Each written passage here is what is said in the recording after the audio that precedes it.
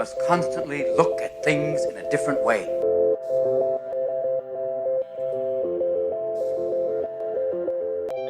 The Healthcare Education Transformation Podcast was created by two physical therapists out of the desire to learn more about the different educational roles in physical therapy and healthcare, and how healthcare education works by talking with educational leaders and people with different perspectives within physical therapy and across interdisciplinary lines on how education can be improved to disrupt the status quo of healthcare education. This is our journey, and thanks for listening. Are you a third-year physical therapy student that excels on tests when you have study guides, checklists, and deadlines? With all of the information available about how to prepare for the NPTE, it's easy to get disorganized and not feel prepared going into the big day. NPTE Prep Success is an online course that provides PT students easy-to-use study guides and step-by-step guidance through the NPTE preparation. To learn more, visit kylericeprep.com. Thank you again all for your continued support, and now for the show. Hello, everyone, and welcome to another episode of the Healthcare Education Transformation Podcast. I'm your host, Stephanie Wyrock, and today I'm actually joined by a guest host, Keaton Ray, who is the founder and CEO of Movement X, and was also a member of the planning committee for the Graham Sessions. So there was a really interesting topic at the Graham Sessions, and for those of you who don't know what Graham Sessions is, it's basically a think tank of physical therapists coming together and talking about issues that exist in healthcare and in physical therapy, and how can we potentially solve those issues. And there was a really interesting discussion at Graham Sessions that talked about APTA membership. And this got me really interested just in general in professional memberships for different professions. So I want to do a series of interviews with different professions about why they're not members of their specific professional association.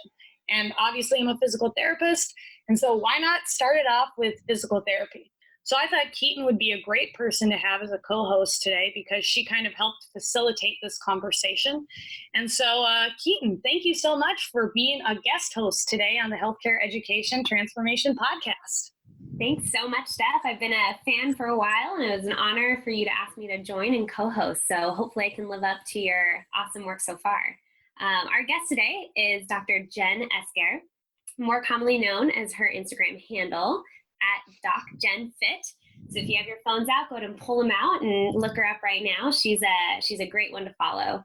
Jen is a physical therapist, a doctor of physical therapy, who has almost 500,000 followers, or just over 500,000 followers, I should say. That's an important differentiation, I believe. So over 500,000 followers on Instagram, where she uses her doctoral knowledge to communicate with the general public about health, fitness, and the mind-body connection. She's done a fantastic job at producing a strong personal brand over the past 4 years since she graduated with her DPT from Loma Linda University in 2015. So thank you, Jen, so much for joining us. It's an honor to be here with you today. Tell us a little bit about yourself and how you got to be where you are today.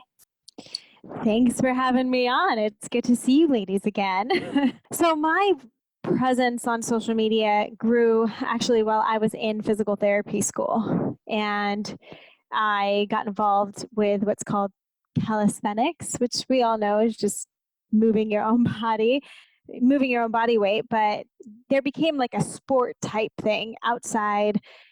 And the people I connected with were on Venice Beach, and we got to just work out on the beach and play on the bars. And I got connected into this community and started to grow this social media following just by collaborating with all these amazing humans that were doing crazy things with their bodies. And it was kind of just like my side hobby from studying and schoolwork. And and I just continued to grow. And it was once I graduated physical therapy school that I decided, I would love people to know that I actually have some knowledge about the body, and not just what I can do with my body, but I can actually educate a little bit. And so I started to step out into this world of education and share some of my knowledge, which was really scary because as a new grad, you're like, I don't know anything yet. But I just started to lean in and realize that people started to gravitate toward it a lot more, which made me so excited. And that's been my journey since graduating physical therapy school, is to see what value can I continue to push for people in order to get them to continue to take note of their own body and kind of dive into the responsibility aspect that they get to kind of own. Yeah, that's really incredible, Jen. And props to you for taking the knowledge that you got in school and combining that with a movement passion that you had and using those two skills to bring that to the general public outside of the physical therapy realm. So something that I really respect that you've done for the profession so far is with one single Instagram post about movement or health or the body, you reach more people than I could probably treat in 6 years. So really, you've done a great job of branding yourself, but you're also contributing to a professional brand. So for listeners who are listening to this podcast, tell us a little bit at how you established your brand, the look, the feel, how you grew what you're doing. I mean, I would say it wasn't until like the last year that I've really gotten clear on what does brand image even mean, and what am I creating? And I just kind of started cultivating what I knew that an audience would be gravitated towards. So I mean, I was building a brand, obviously a personal brand in the very beginning, but I didn't really know where that was going to translate into. And my Instagram handle when I first started on social media and through fitness was actually Jen_ES_care, because that's how you said my name. That's how you pronounce it. And it wasn't until I graduated that I was like, I would love people to just be able to see that I am a doctor of physical therapy, and I wanted to still tie in fitness so that they didn't feel so disconnected from what I've already created. So that's when I was like, okay. And I named it Doc Gen Fit, and I just changed the name. And it made me so happy that people really started to understand that. I mean, even with having doc in the front of my name, people were still like, "Oh, you're a doctor. Oh, that's so crazy." They still didn't get it. But it was something I had worked hard for. I was in school forever, as you guys know, and I was just very proud, and I wanted people to feel that credibility as well. And so that's why I renamed and kind of rebranded just through that aspect. And then, as far as posting goes, I didn't have this like look or color scheme or anything like that. It just was like, I know that how I could draw attention into how I'm going to start speaking into the body was using half screen of anatomy and kind of having like a red dot on a shoulder or a red dot on a knee that draws people into that post. And so that they can then watch the video and say, oh, these are the exercises that I need to be doing.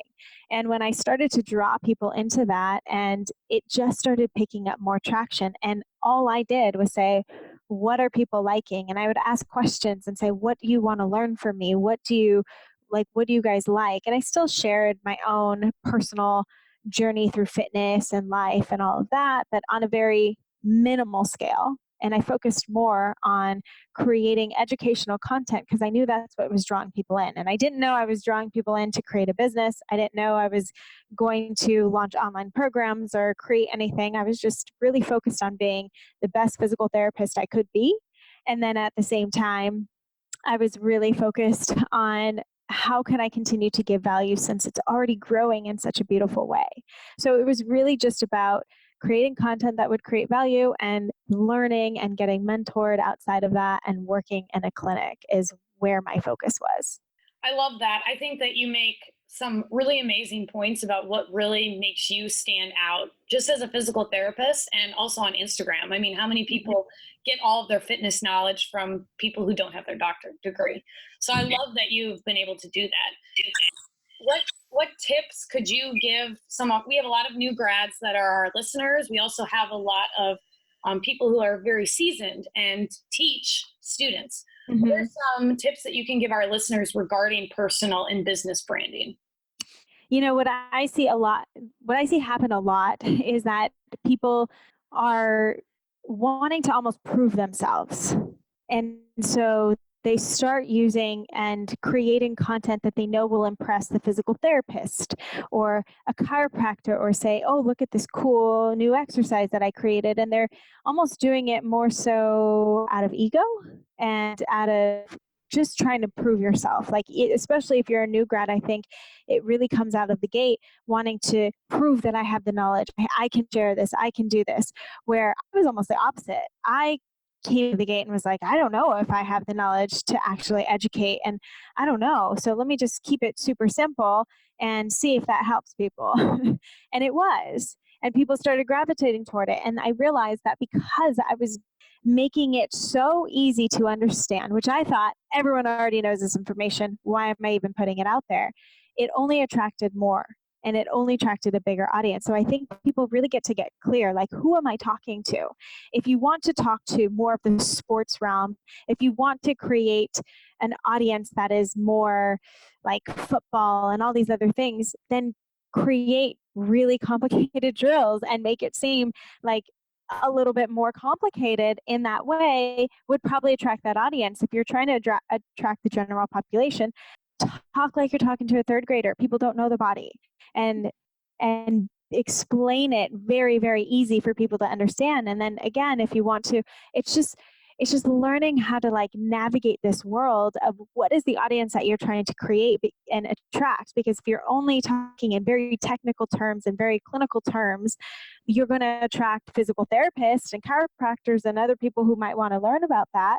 But is that who you really want to market to at the end of the day? So it's just, you get to drop ego and really focus in on who the audience that I'm trying to serve. And for me, very much so, I'm trying to serve the general population who are not personal trainers, who are not chiropractors and physical therapists, and who have zero idea why they should even think about the body in that kind of way. And so that's how I talk, and that's how I'm trying to put out content that makes it very easy, very accessible. And I also believe that's one of the reasons it's been able to grow as fast as it has. And I also know that it's social media, and social media is like a billboard. Like, what is going to make you catch the eye? What is going to make you turn and look and want to follow that person?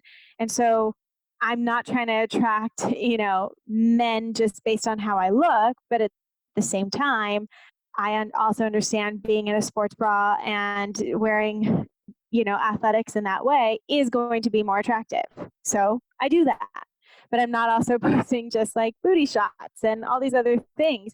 I'm also cognizant, like, I am on a social media presence. So you have to play into that in some kind of way and create this billboard effect for people to want to attract. And also, I, post the anatomy photo because I know it's going to draw the eye. So you also get to play into the fact that you're on social media and how, if you want to gain an audience, how is it that you're going to do it? And then what is the audience that you're trying to serve? I think that that's a really great point. I do think that one of the things that maybe we don't do as well in the profession is that talking to the general public just as a whole. Like how you described how you need to make your Instagram posts is like how you should be talking to patients, right? Every day. Mm-hmm. Like you're not going to be like, oh, your lateral meniscus is blah, blah, blah. You're just going to say, something in your knee isn't necessarily right. If we do these certain stretches, it's going to feel better. Keep it simple, stupid, I guess, is the famous saying. Over the years, the profession of physical therapy has actually really struggled in defining what we do as physios. Actually, in 2013, to kind of consolidate or compensate for this, APTA adopted a new mission statement, transforming society by optimizing movement to improve the human experience. So what do you think of this statement, Jen? Do you think that this is a statement that successfully brands our profession? And do you think that there's maybe any modifications that we could potentially make to the statement to really make our messaging clear? I think the one reason as well that my audience has grown is because I've built a community based on connection as well. Like, I am sharing my personal journey. I am sharing something that is a little bit more connecting. And as I learn and as I grow, I'm open and I'm willing to share. I'm willing to share who I learned it from. I'm willing to share anything open and vulnerably. And I think when you have more of a connecting piece rather than just movement, because people don't, what is optimizing movement? What does that mean? And why would I want to do that? I walk, I sit, I move, I'm fine. It's for me, it's good. And I think us as PTs would understand it because that is what we're trying to do. But I think when you're talking to the general population and when people think of physical therapy, what is it that they think of? And typically that's, my doctor told me to come see you. I'm in pain. I just had surgery. whatever it may be. So we also have to think about, okay, what are people thinking when they hear physical therapy, and how can I tie that into the mission statement so it attracts exactly who I'm trying to talk to? Because right now I think it attracts personal trainers, physical therapists, chiropractors who already know what optimizing movement means, but I don't think the general population cares enough about that right now. I agree wholeheartedly, Jen. I think PT, and you spoke to this in developing a brand. I think PT, the brand of physical therapy, is suffering, or maybe has been suffocated, one of the two. And the world of fitness and chiropractic and movement, we don't own that anymore. We don't own movement as physical therapists. That is drastically spread across all sorts of professions. In fact, I met somebody on a plane who was coming home from a movement therapist conference. So a movement therapist, I've never even heard of that. And it's terrifying that that exists out there. So right now, the truth of the matter is PT is not sexy, right?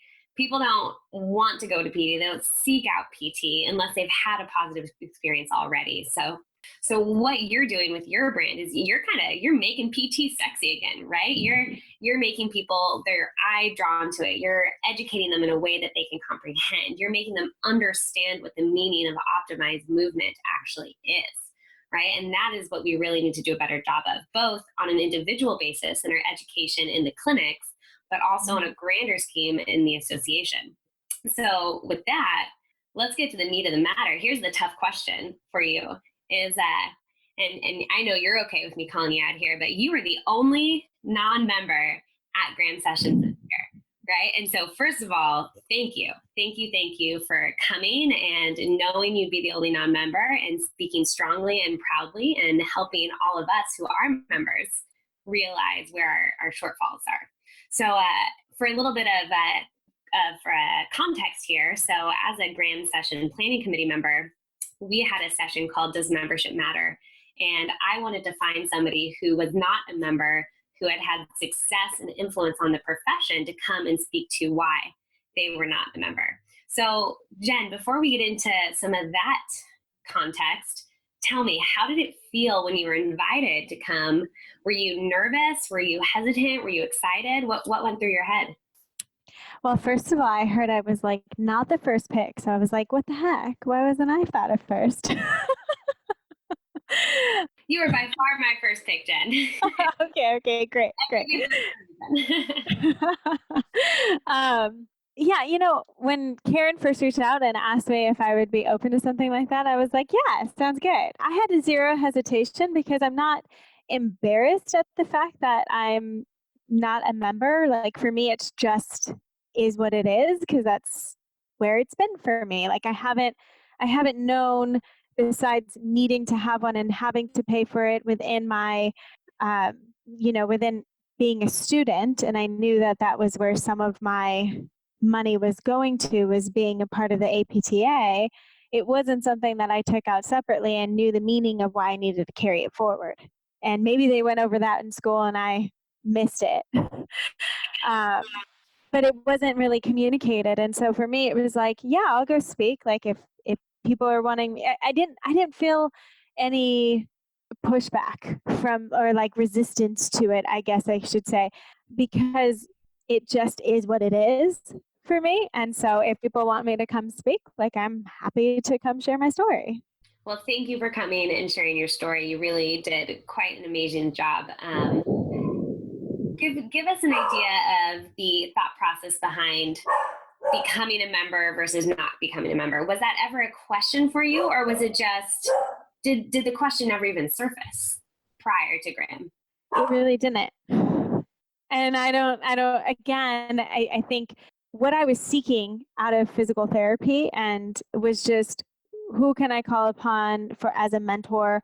Who do I respect? Who do I look up to? And honestly, a lot of that was through the realm and the community that I was creating on Instagram. So I didn't know if they had APTA membership or not. Like I just looked at what they were doing, what they were creating, how they were teaching, and I admired that. And so those are the people that I kind of sought out, and those are the people I connected with. And for me, it was just, who can I reach out to as mentors? Who do I look up to? And some of them were chiropractors. Some of them weren't even PTs. So it was just, again, about like, I'm trying to help humans. And whatever way that looks like, that's what I'm leaning into.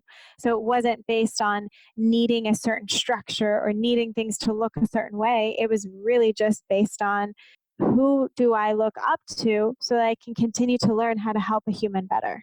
I think you really hit on a big point there, Jen. Community. I mean, you found your community in your Venice Beach fitness community. Keaton and I have found a community in APTA. There are other people that have found a community in other organizations as well. And I think that that's kind of the biggest point that maybe came up during this discussion. Why do you think that this is the main reason that people decide not to become members of the APTA, or what's kind of your thought process behind why people don't become members of the APTA? For me, I think it's just understanding the value and community aspects. Like if you're going to make me feel like I'm part of something, and it's going to unite all PTs across the board, then yeah, sure, it's something that I want to get into. But if it's something where it's like, well, are you interested in learning from a chiropractor as well? Or is it going to be something segmented where it's just PT or we're fighting against each other or whatever that may be? Because I don't also want to be in an environment that tears anyone else down. And so I think it, like, again, for me, I'm just like open. Like one of the reasons I loved taking like an SFMA course right away when I became a new grad is because they had a PT, a chiropractor, and an athletic trainer helping and facilitating the entire workshop.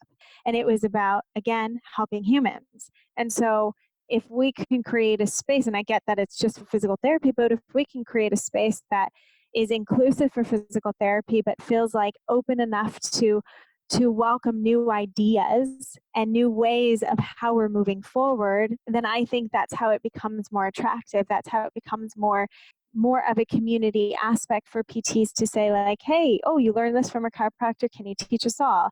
Or, hey, you're building a social media. Or, hey, you have a podcast happening. That's so amazing. How are you doing that? How can we support? And it's continuing to say, how can I support what you're doing so that you feel a part of the community, rather than how are you doing that separate and why aren't you a part of us? Because that's not going to make me feel connected. But if I feel like, awesome what you're doing, how can I support, which is the only way I've been able to collaborate and meet my mentors and do all those things, is based on collaboration and support. Like, you're up to this, great, how can I support? And that's what I want to continue to move into. And I think that's what's going to attract other people in. It isn't like, oh, they're doing that, they're doing a podcast, they're doing other things or they're creating online programs. I don't understand it. I don't get it. Why aren't you an APTA member? You need us. You need this. Like, don't tell me what I need. Tell me how you can support me and why I want to be a part of the community. Absolutely. I think a major factor that's been discussed in the APTA in the last, maybe 5 years. I've only been involved for 5 years, so it likely was before that. But prior to my involvement, there's been talk about how we were originally so internally focused as an organization. We were fighting towards autonomy, right? We wanted to be autonomous practitioners with direct access. And we didn't want the chiropractors to approach on our practice acts. And we didn't want this, and we didn't want that. And to be quite honest, I think many people would agree that bit us in the butt. So like you said, we became non-collaborative. We became very internally focused, a little bit self-centered. And there has been a huge push in the recent years since I've been involved in breaking down those barriers that we built maybe a decade ago. And so looking at, okay, so, maybe physician-owned practices aren't the worst thing in the world. Oh, okay, maybe chiropractors and PTs, it's okay if we have similar practice acts. Okay, maybe it's okay if, the acupuncturists and PTs collaborate on dry needling. So I think we're moving in the right direction, and it's people like yourself and people like Steph who are pushing that ball forward constantly. That's going to make the association grow and evolve over time, so that we're more collaborative and we have that sense of community. So yes, amen to everything you just said completely. Kind of to deviate topics a little bit, when you were in PT school, like you said, APTA was never really a huge factor. You didn't see a lot of value in it at the time. And that's, I think that's a very common thing that students feel all the time. What do you think is the school's role in implementing APTA membership and the awareness of involvement? Do you think it's something that is rightly preached at schools? I mean, I want to say no, but at the same time, I'm also very aware that I'm not the first to be like, let me get involved in school. I'm more of like, let me take my test and peace out, bye. So I'm not like, I found my community outside of school, and that's kind of what I always did. Like, I've always been the type who's not like super involved. I'm not going for like president roles and all this other stuff. So for me, maybe I just wasn't even aware of what was being talked about. So I might not even be the best person to ask about that, you know? But in terms of, I think what could be done in a school is just having more encouragement to maybe go to some of the APTA events, or sharing what the APTA is doing in terms of how they're kind of pulling us together, how they're creating community, how they're supporting other things, maybe. And especially if you're talking new grads and stuff, new grads are going to be on social media, new grad, like, how can we talk about the podcast that APTA is supporting? How can we talk about the social media that you can become involved in? And would you want to help in any social media outreach? And how can you help the APTA so that they can help you? Rather than it being like, let me just make my personal brand and break away from PT. It's almost like, it's almost like building a separate thing and saying, I don't need to be a PT anymore. What if I didn't call myself a physical therapist? And I don't want to do that. But at the same time, when you're treating online and you have online programs, you're not treating, you're not diagnosing. So at the same time, I could step away from the profession.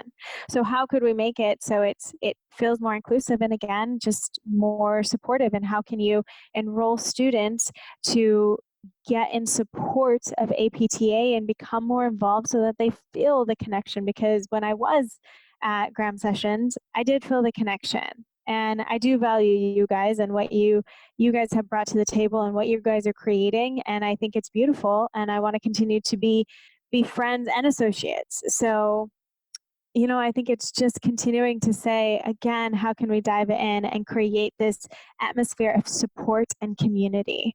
And how can we bring that awareness into new students? And I think that is moving with the age and moving with the times, and creating social platforms that they can, like, we can connect people so easy now. It's just creating that awareness and getting that social support. That's what social media is all about, is to build connections. So are we doing that? And could we be doing that in a better way that involves the students that actually know about social media nowadays? Yeah, Jen, I think that, again, it seems like a lot of the common themes that we're hearing in these conversations is inclusiveness, community, support. Those are like the key words that I'm hearing.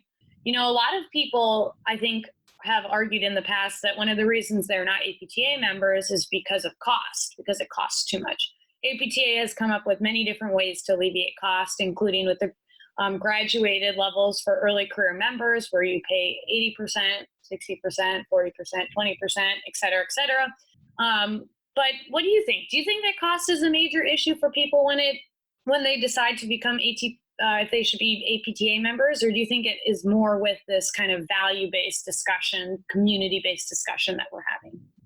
It's 100% value-driven. I mean, it's the same way me being an entrepreneur now, and I'm not going to sell a program unless someone knows the value of it, unless someone feels connected to it. I mean, the main thing too, it's like, unless someone feels connected to me, they're probably not buying my program. Like, most people are buying the program because I've shown up consistently day after day after day with content. And so I give a lot, and then I'm asking for something in return, but in a way that I'm not trying to just take your money, and I'm actually trying to help your body, and I'm really trying to teach you, and I'm really trying to help you grow. And so if that kind of value was set in place, in that the APTA really wants to help you grow as a physical therapist, really wants to connect you to amazing humans and amazing mentors that are actually going to be there for you, cost isn't an issue. People will find a way to pay if they know it's worth it every time. I could not agree more with that. If you are demonstrating value, people will buy your product. And in this case, APTA membership. It is a product, right? Now, I'm going to challenge you just a little bit, and actually probably not just you here. This is a challenge to the 70+% of people who are not APT members. So in order to be a member of something, we know you have to feel connected, you have to feel supported, you have to feel like you are getting value directly from that membership. But there are so many intangible values that we take for granted, and maybe APTA needs to do a better job of articulating these, but you wouldn't be able to call yourself Doc Gen Fit if it wasn't for APTA action. We probably would not have the practice acts and the direct access and the rights that we have if it wasn't for legislation. Our reimbursement would be so much lower in PT if it wasn't for the active work of our lobbyists on the Hill. So while, yes, we need to do a better job of making people supported and feeling like they're getting direct value, but also the 30% of people who are paying for APTA membership are carrying the legislative burden for the rest of the profession. So how do you respond to that? What is there a rationale? You may have never even thought about that before because we don't do a good job of articulating it. But any thoughts there? That value, that comes in terms of value. That is value. And that is pride as well. But it can't be pride from someone else telling you and someone else making you feel less than if you're not. It's pride of like, this is who you are. And it has to come like, you have to make someone feel the why behind it. You have to make someone feel proud of it as well. And if they don't feel proud internally and it's just being pushed onto like, well, this is what you should be and this is why, and this is, it's almost like an attack and you're less than, or it's a fear mentality of like, well, you wouldn't have this if it wasn't for that. That's almost attacking from fear-based, which I don't know about most people. I don't respond from fear-based. So that's not going to make me motivated. That's not going to make me feel proud. That's going to make me feel like, whoa, like, okay, aggressive.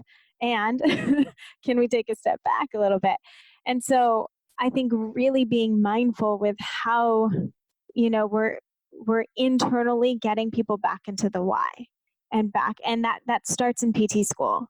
And that begins there. And it's like, if you want to continue to carry our profession forward, if you want to be proud of who you are as a physical therapist, join the membership because it's such an awesome place to be. You get to be like again, you've got to build in that community aspect and that pride and that why.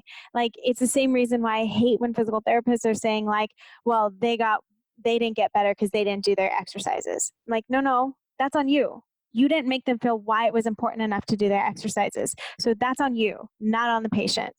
And again, it's like, don't put that on the PT who's not a member because you didn't make it feel like, why should I join? I think that's a great point, Jen. I know that like for me, I always try to talk about how APTA has benefited me. And over the years, I've gotten much more understanding about why people aren't members. Before I never would have understood why somebody wasn't a member because I had such a great experience. Like you said, I was a part of this community. I was very blinded. And as I've, gotten older and wiser, in my whole 30 years of age, I've gotten older and wiser, I understand obviously that people have different experiences and different motivations. And so my goal as an APTA member is always to my story, just like you tell your story on Instagram, and tell people how APTA has benefited me and to help other people feel really included in membership. I love it when people who've never been to an APTA conference go to a conference with me because I feel like I can introduce them to anyone. And they're always like, oh my God, this experience was amazing. And I think that, we as members need to be reaching out to non-members in a way that's accepting, in a way that's not belittling them for not being members, and say, come with me. Let me show you. And if you don't like it, that's fine. But let me just show you what I see. And then, maybe they'll come along with you. Mm-hmm. I 100% agree. And that's why I did appreciate coming and being able to meet you guys and feeling the connection and being like, oh yeah, this is PTs are pretty cool. I kind of forget. And also just, I think as people start to grow and are able to reach people in different ways, that's the people that you should be reaching out to. I mean, it's great to take one person and bring them to an APTA, but how far is that going to reach? Like if you're really starting to wanting to push change, you get to support the people like me who are out there repping our profession. Whether you agree with it or not, you're like, oh, her exercises are crazy. But I'm out there repping the profession to a huge audience. And I do have, even though I'm not marketing to physical therapists and chiropractors, I do have a lot following me. Including me. Jen got me on Instagram. I have 25 posts on. I know you're posting consistently. I'm like, oh, dang, look at Steph. I know. I was in the car when Jen showed Steph how to actually post on Instagram, so I can vouch for this. I still can't figure out how to put all the little letters on my pictures, though. Jen, we'll meet up again so you can show me. Well, I will say, Jen, I think you were probably told this multiple times by multiple people who really have a large influence on the profession that we need you more than you need us at the APTA, right? So one of my next questions was going to be, how can APTA and its members continue to foster growth in membership? And I think we've answered that 5 times over. It's community. It's foster that sense of inclusion. Everybody is welcome. Everybody may fit slightly differently, but everybody is welcome here. And 2, let's keep up with the times, right? Mm-hmm. People are sprinting away from us in ways that are far more successful independently than with us, right? So how can we open our arms and attract those people such as yourself and others who are doing things ever so slightly differently in a very, very successful way? So let's think outside of the box and continue to push our boundaries. Yeah. And I actually had a friend too tell me, because I took his new course, they're like pretty new grads, maybe 2 years out of school and already have a course that they're teaching nationwide. And when they were trying to get CEU certified for physical therapy, they got lots of pushback. And the first person that they went to talk to said, this will never be a CEU certified course. And then he got it and he went back and showed that person. But that's the lack of support. Like to tell someone you'll never do this, that's really not inclusive at all. Right. But at least that guy could say, I told you so. He can now. And that doesn't leave a good taste in someone's mouth to like push people forward, especially again, now he's creating courses that are touching people nationwide. You're going to get a lot of physical therapists coming to his courses. How could you support? How could you say, let's lean in, because you're going to be touching a lot more people than just who you see in the clinic over and over again. And what do you think, this might be slightly off topic, so Stephanie, rein us in here if we're going haywire, but what do you think the balance between really sticking to and preaching evidence-based interventions and continuing education as a doctoral profession versus maybe more movement science that is less evidence-based? Because we see a lot of con ed going both directions. Both are utilized, both are important, both are potentially effective. How, as doctorally trained professionals, do we find a healthy path forward between those two? Right. And maybe that means if someone's coming and they want to create a new CEU and it doesn't have as much research behind it, it's saying, this is an amazing idea. I think this can really go somewhere. How can we get more studies behind it? How can we help maybe fund some studies for you guys so that we can get you CEU approved or whatever it is to, again, support, right, not knock down. Right. We need some sort of incubator, something to support and grow, foster innovation. Absolutely. Yes. Yeah, I think that, obviously, again, we keep coming back to these common themes of support, inclusiveness. We've talked a lot about branding and marketing. Do you think that APTA is doing a good job of marketing and being inclusive to new grads? And what are some strategies that we can potentially implement to help improve this community, this connection? To be honest, I would have to look into the marketing and the branding a lot more to be able to answer that question. It's not something that I've really dove into to be able to make a fair assessment. You're hired. You're the brand expert here. What are you signing up for? Jen, you can't hang out with Stephanie and I without expecting to get roped in somehow. So you signed up for this. Your first assignment, Jen, is to go to their website and check out their website and just see what. Of course. Yeah. Well, I know over the last couple of years, even with each specific component. So, like for example, the Academy for PT Education, we've done a lot of rebranding.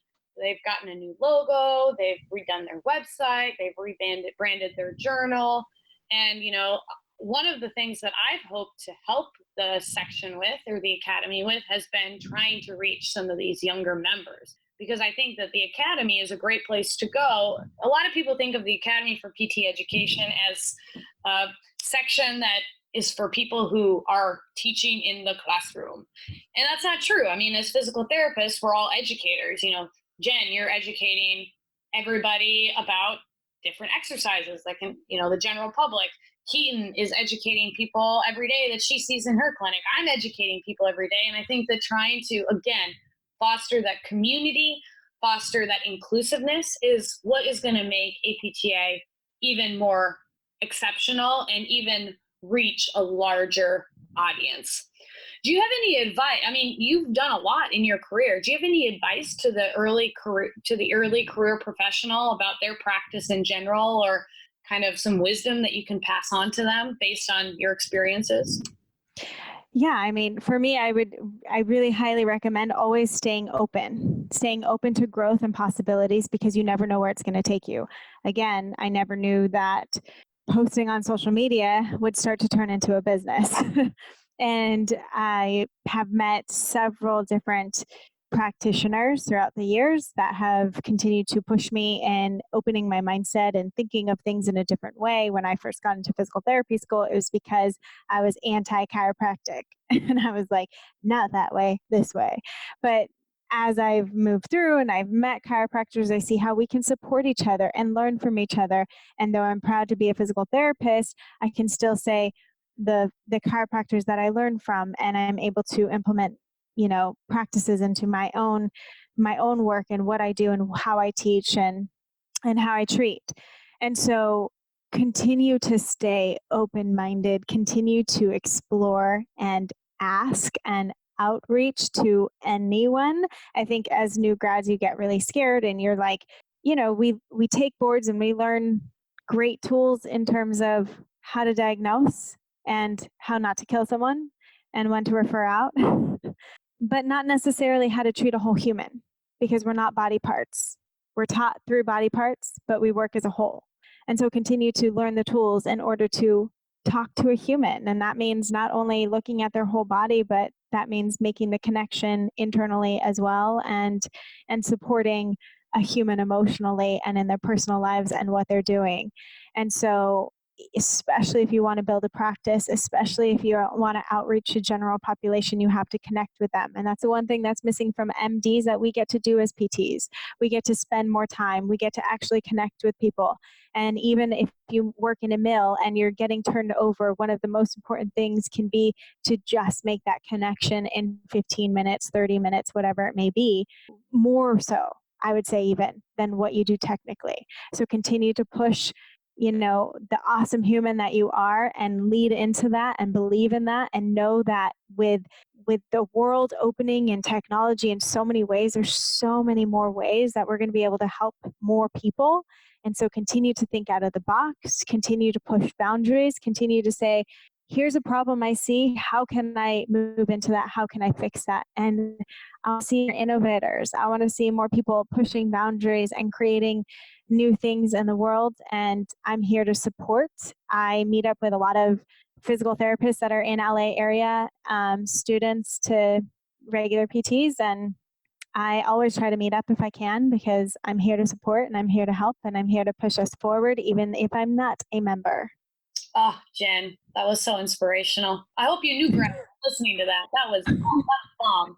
Well, on the Healthcare Education Transformation Podcast, we always kind of end our podcast with a very standardized question. So I'm going to ask this to you because I'm curious about what you think.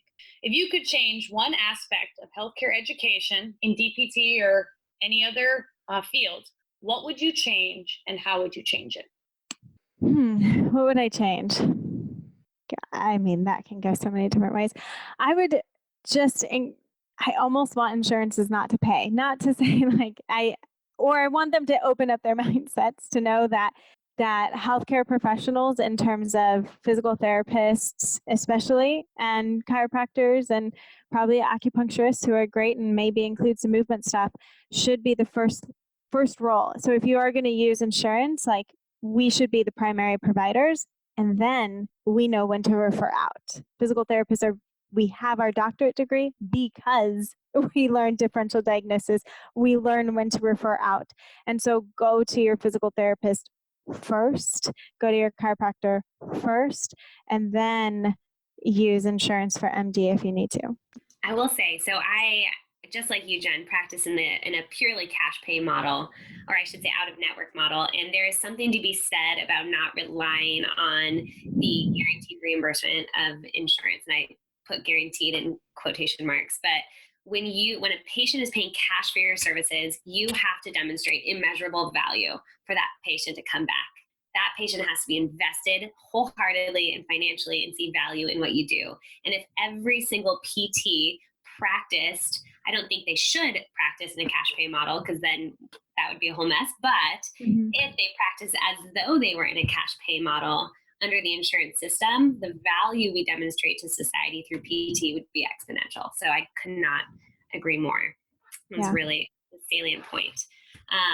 So to wrap things up a little bit, you have given us so much valuable information, and truly I think it is a huge monumental opportunity for us individually, personally, and also for the APTA to have somebody as open and honest and transparent as yourself on the podcast with us and talking about these kind of uncomfortable member versus non-member kind of issues. I don't even like that that's a phrase. Maybe we're just all PTs, right? Having an open, honest conversation. So a few things to keep in mind. I mean, for PTs who are currently not APTA members, and for those who are, keep your mind open to the intangible benefits that membership is bringing you, right? So don't discount those legislative, those legal, those Practice Act type of things that the APTA is doing for you. And then, hey, PTA, here's for you. Let's work on our freaking brand, right? PT needs a better brand. We need a stronger brand. And us millennials, we're moving fast and furious away from your brand. So challenge accepted. I'm an APTA member. I'm accepting that challenge. I'm a millennial. So I think we're in good hands moving forward, but this is a wake-up call. We got to do something different. So Jen, tell us, how can people follow you? How can they get in contact with you? What is the next step for you? People can find me, Doc Jen Fit, on all the things: Instagram, YouTube, Facebook, website. Keep it very simple for everyone. So Doc Jen Fit on all of that stuff. And, I'm moving forward and just trying to continue to educate the general population, and however I can do that to continue to reach and empower people back into their own bodies is my goal. Oh, this has been an amazing conversation with two of my very good friends. Thank you, Jen, for opening up to us and really helping us learn something about branding today, talk about membership, and really try to get some of these ideas bubbling. So hopefully that, the leaders who listen to the Healthcare Education Transformation podcast, hopefully they're walking away and they have some really great information to really make APTA even better than what it is now. And Keaton, thank you so much for being a co-host with me today and being our guest host. We always love bringing some new guest hosts on every so often. And for all of you who listen to this episode, we'd love to hear your thoughts on it. Thank you once again for listening to the Healthcare Education Transformation Podcast. Access to healthcare is one of the largest issues facing both providers and patients, as millions of people worldwide lack timely and affordable access to healthcare. Anywhere Healthcare, a telehealth platform, is a simple, low-cost option for providers and patients that eliminates the barriers to access to all kinds of healthcare. To find out more, check out anywhere.healthcare, which is available in our show notes. And if you use the code HET in all caps when you email to sign up, you'll save 25% off the total cost. Thank you for attending class today, and we hope that you learned something and gained value from the content. If you'd like to schedule office hours with us, feel free to add us on Twitter at HET Podcast, on Instagram, HET Podcast, on Facebook, the Healthcare Education Transformation Podcast, and the homepage, healthcareeducationtransformationpodcast.com.